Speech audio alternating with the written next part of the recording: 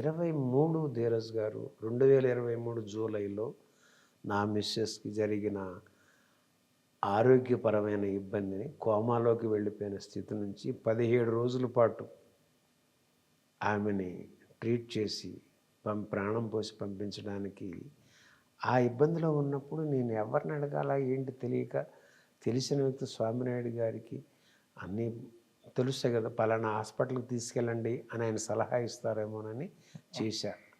Phone చేయగానే ఆమె పేరు నాకు వాట్సాప్ చేయండి అన్నారు. ఆ చేశాక ఇక అలా అలా అదంతా మొన్న ఎపిసోడ్స్లో చెప్పున్నాను. అంత జరిగింది. అంత జరిగిన తర్వాత అయిపోయింది. ఇక ఆమె డిశ్చార్జ్ చేశారు. డిశ్చార్జ్ చేసి ఇక ఆగస్టు 2వ తేదీ 2023 ఇక నేను ఇక్కడ నుంచి ఆమె అనారోగ్యరీత్యా వెళ్ళిపోయాను.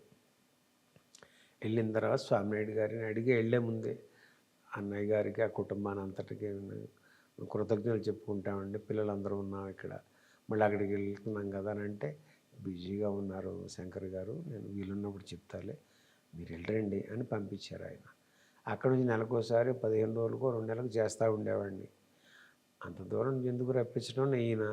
తర్వాత వాళ్ళకి అన్నయ్య గారు చరణ్ అవసరమా, వాళ్ళ ధర్మం, వాళ్ళు సంతోషంగా ఏదో చేసేసి పంపించేశారు.